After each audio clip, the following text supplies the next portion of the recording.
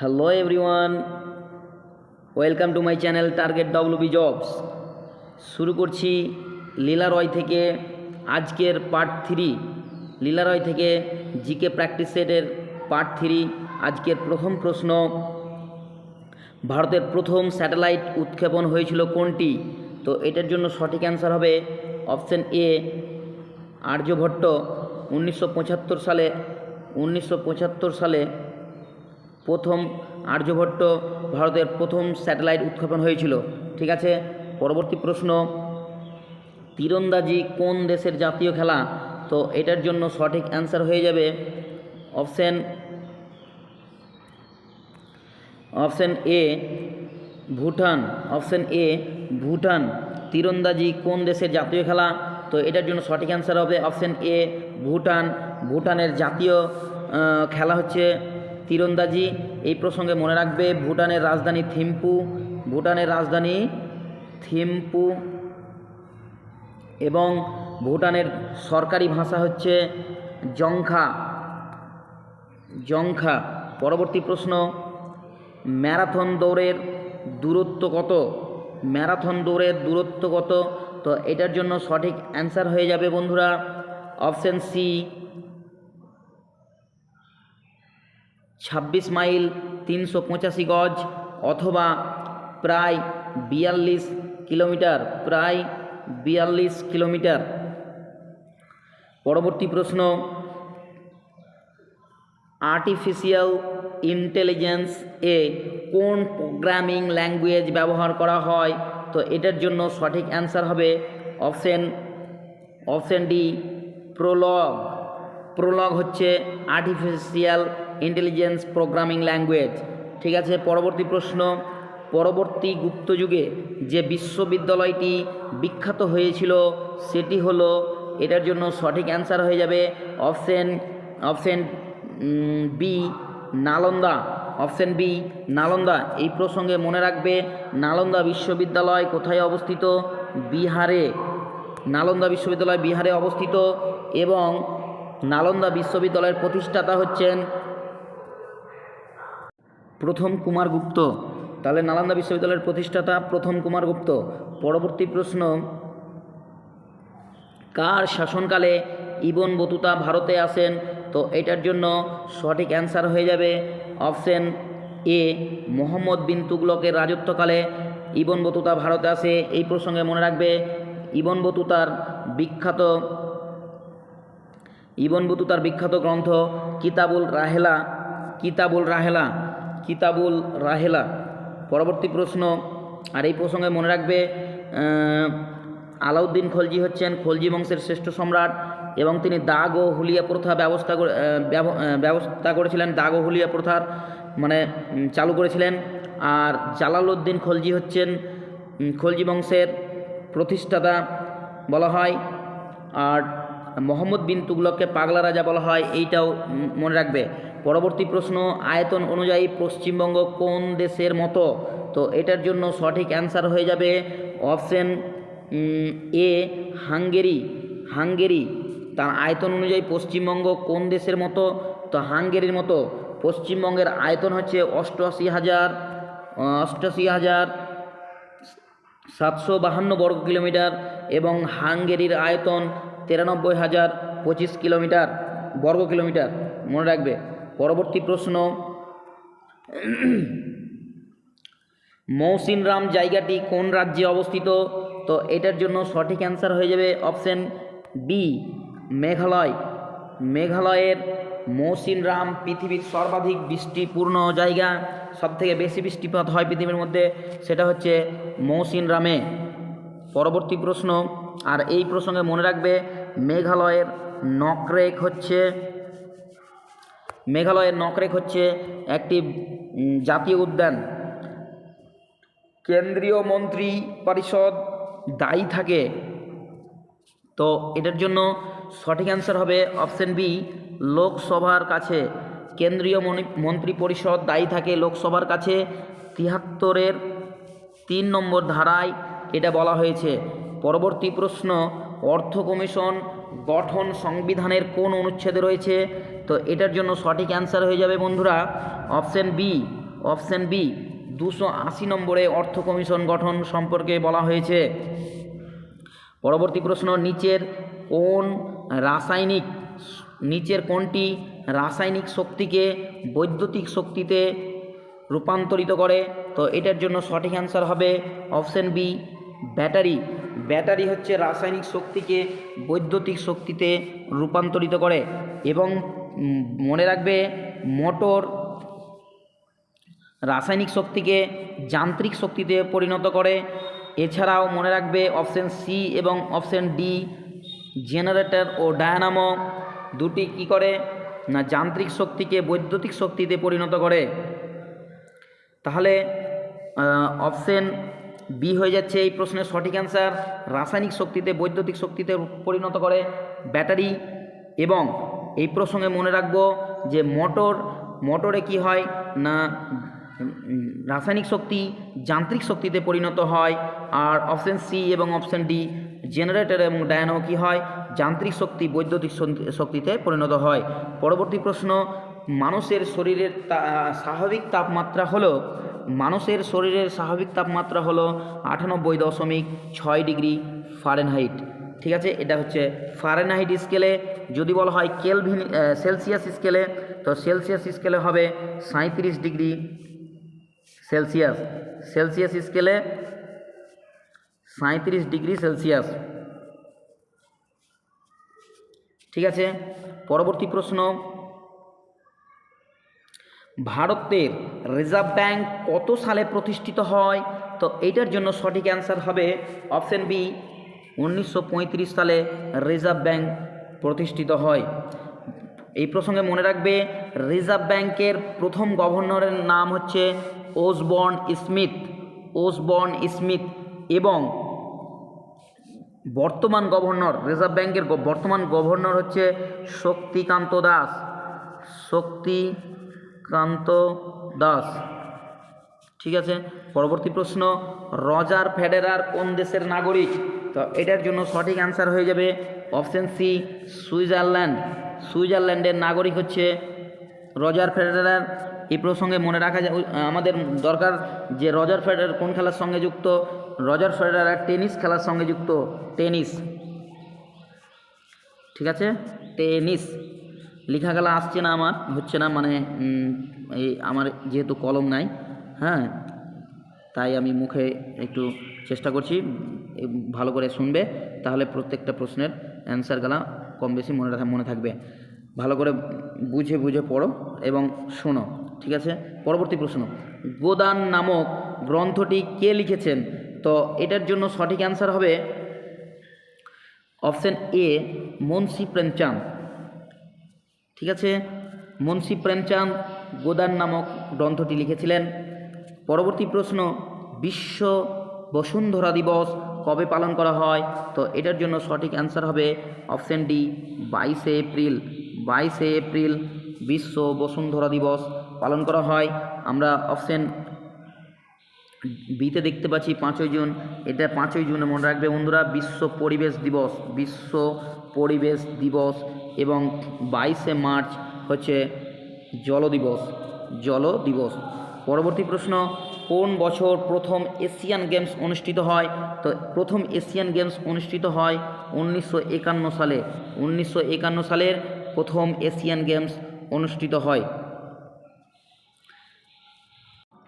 পরবর্তী প্রশ্ন, আগা খান কাপ কোন খেলার সাথে যুক্ত? এটার জন্য সঠিক অ্যান্সার হবে আগা খান কাপ হকি খেলার সাথে যুক্ত। হকি, ঠিক আছে, হকি। এর আরেকটা এই প্রসঙ্গে মনে রাখবে যে আগা খান গোল্ড কাপ ওটা কোন খেলার সাথে যুক্ত? তো আগা খান গোল্ড কাপ হচ্ছে ফুটবল খেলার সাথে যুক্ত। পরবর্তী প্রশ্ন, নিম্নলিখিত কোন আন্দোলনটির নেতৃত্ব দিয়েছিলেন সীতারাম রাজু? তো সীতারাম রাজু নেতৃত্ব দিয়েছিলেন অপশান সি, এটার জন্য সঠিক অ্যান্সার রামপা বিদ্রোহ। রামপা বিদ্রোহ হচ্ছে একটি উপজাতি বিদ্রোহ। এই বিদ্রোহটা অনুষ্ঠিত হয়েছিল মাদ্রাজে এবং 1922 সালে, এটি মনে রাখবে 1922 সালে। পরবর্তী এই প্রসঙ্গে মনে রাখবে অপশান এতে দেখতে পাচ্ছি কুকা বিদ্রোহ 1872 সালে হয়েছিল কুকা বিদ্রোহ, ঠিক আছে, পাঞ্জাবে প্রথম হয়েছিল। পরবর্তী প্রশ্ন, আর্য সমাজকে প্রতিষ্ঠা করেন? তো এটার জন্য সঠিক অ্যান্সার হয়ে যাবে Swami Dayananda Saraswati, option C correct answer. Swami Dayananda Saraswati আর্য সমাজ প্রতিষ্ঠা করেন। এই প্রসঙ্গে মনে রাখবে সত্যার্থ প্রকাশ স্বামী দয়ানন্দ সরস্বতীর। আর যদি বলা হয় ব্রহ্ম সমাজ, তাহলে অপশন বি রাজা রামমোহন রায়, ব্রহ্ম সমাজ, ঠিক আছে। তার পরবর্তী প্রশ্ন, নিচের কোনটি খারিফ শস্য? তো এটার জন্য সঠিক অ্যান্সার হয়ে যাবে অপশন ডি পাট, ঠিক আছে। খারিফ শস্যের উদাহরণ হচ্ছে ধান, পাট, ভুট্টা, স্কারপাস, এগুলো হচ্ছে খারিফ শস্যের উদাহরণ। আর রবি শস্য হচ্ছে গম, মনে রাখবে। পরবর্তী প্রশ্ন, তিস্তা নদীর পশ্চিম ভাগ কী নামে পরিচিত? তো তিস্তা নদীর পশ্চিম ভাগ হচ্ছে তরাই নামে পরিচিত। এটার জন্য সঠিক অ্যান্সার অপশন এ তরাই, ঠিক আছে। তাহলে তিস্তা নদীর পশ্চিম ভাগ কী নামে পরিচিত? তরাই নামে পরিচিত। আর যদি বলা হয় তিস্তা নদীর পূর্ব ভাগ কী নামে পরিচিত? তাহলে পূর্ব ভাগকে বলা হয় ডুয়ার্স। পরবর্তী প্রশ্ন, ভারতীয় সংবিধানে মৌলিক অধিকার কোন দেশ থেকে নেওয়া হয়েছে? তো ভারতীয় সংবিধানে মৌলিক অধিকার নেওয়া হয়েছে আমেরিকা থেকে, অপশন এ সঠিক অ্যান্সার আমেরিকা। এই প্রসঙ্গে মনে রাখবে যদি বলা হয় মৌলিক কর্তব্য, তাহলে মৌলিক কর্তব্য নেওয়া হয়েছে রাশিয়া থেকে, এবং ইংল্যান্ড থেকে নেওয়া হয়েছে যৌথ অধিবেশন, তারপরে রাষ্ট্রপতি, প্রধানমন্ত্রী, এইগুলা ধারণা নেওয়া হয়েছে ইংল্যান্ড থেকে, পার্লামেন্টের ধারণা নেওয়া হয়েছে ইংল্যান্ড থেকে, আর দক্ষিণ আফ্রিকা থেকে নেওয়া হয়েছে সংবিধান সংশোধন পদ্ধতি, ঠিক আছে। পরবর্তী প্রশ্ন, কততম সংবিধান সংশোধন দ্বারা ভোটাধিকারের বয়স 21 থেকে 18 বছর করা হয়? তো এটার জন্য সঠিক অ্যান্সার হয়ে যাবে বন্ধুরা অপশন বি 61তম সংবিধান সংশোধনী দ্বারা। এটা হয়েছিল 1989 সালে, মনে রাখবে 1989।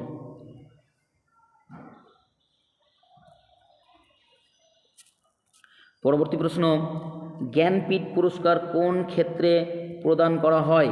তো এটার জন্য সঠিক অ্যান্সার হয়ে যাবে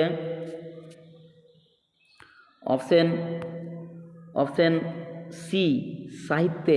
তাহলে জ্ঞানপীঠ পুরস্কার কোন ক্ষেত্রে প্রদান করা হয়? অপশন সি সাহিত্যে।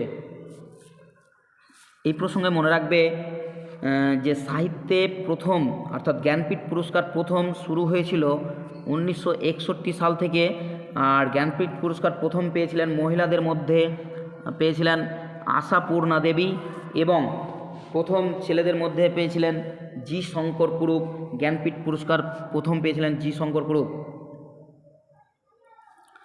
আর বর্তমানে জ্ঞানপীঠ পুরস্কার পেয়েছেন রামভদ্র আচার্য এবং গুলজার, ঠিক আছে। পরবর্তী প্রশ্ন, চিত্রাঙ্গদা বইটি কে লিখেছেন? তো এটার জন্য সঠিক অ্যান্সার হবে অপশন এ রবীন্দ্রনাথ ঠাকুর চিত্রাঙ্গদা বইটি লিখেছেন। পরবর্তী প্রশ্ন, লিমোনাইট কোন ধাতুর আকরিক? লিমোনাইট হচ্ছে, এটার জন্য সঠিক অ্যান্সার হয়ে যাবে অপশন এ আয়রন বা লোহা। এছাড়া অন্যান্য আকরিকগুলো হচ্ছে ম্যাগনেটাইট, হেমাটাইট, ঠিক আছে। পরবর্তী প্রশ্ন, পাউরুটি তৈরিতে কোন ছত্রাকটি ব্যবহৃত হয়? তো এটার জন্য সঠিক অ্যান্সার হয়ে যাবে অপশন সি ইস্ট। এছাড়া মনে রাখবে যে বেকারি শিল্পে এবং মদ শিল্পে ব্যবহার করা হয় ইস্ট। পরবর্তী প্রশ্ন, জিএনপি অর্থাৎ গ্রস ন্যাশনাল প্রোডাক্ট ধার্য করার সময় কোন বিষয়টি বিবেচিত হয় না? তো এটার জন্য সঠিক অ্যান্সার হবে অপশন সি নাগরিকদের মাথাপিছু আয়।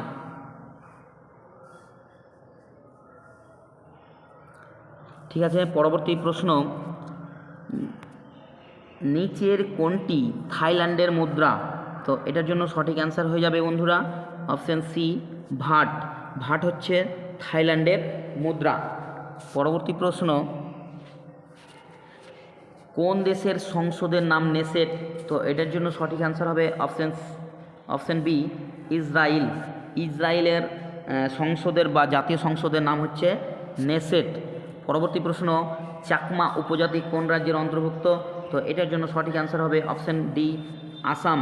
আসামে চাকমা উপজাতি দেখা যায়। আর অরুণাচল প্রদেশে দেখা যায় অপাতনি বা আপাতনি উপজাতি। পরবর্তী প্রশ্ন, মঙ্গলযান কোথা থেকে প্রক্ষেপণ করা হয়েছিল? মঙ্গলযান কোথা থেকে প্রক্ষেপণ করা হয়েছিল? তো এটার জন্য সঠিক অ্যান্সার হবে অপশান সি অন্ধ্রপ্রদেশের নেল্লোরের শ্রীহরিকোটা থেকে। ঠিক আছে। পরবর্তী প্রশ্ন, শাহজাহান মতি মসজিদ কোথায় নির্মাণ করেন? তো শাহজাহান মতি মসজিদ নির্মাণ করেছিলেন, এটার জন্য সঠিক অ্যান্সার হবে অপশান বি আগ্রাতে। যদি বলা হয় দিল্লিতে কে নির্মাণ করেছিলেন মতি মসজিদ? তা দিল্লিতে নির্মাণ করেছিলেন অরঙ্গজেব এবং লাহোরে নির্মাণ করেছিলেন জাহাঙ্গীর। ঠিক আছে। পরবর্তী প্রশ্ন, নীলগিরি পর্বতের দক্ষিণে অবস্থিত একটি গিরিপথ। নীলগিরি পর্বতের দক্ষিণে অবস্থিত একটি গিরিপথ হলো অপশান বি পালঘাট। তো পালঘাটটা যুক্ত করেছে, মনে রাখবে এই প্রসঙ্গে, P for Palghat, K for Kerala এবং টি ফর তামিলনাড়ু। তাহলে পালঘাট যুক্ত করেছে কেরালা এবং তামিলনাড়ুকে। আর থলঘাট দেখতে পাচ্ছি, থলঘাট এটা যুক্ত করেছে T for Thalghat, M for Mumbai, N for Nashik, TMN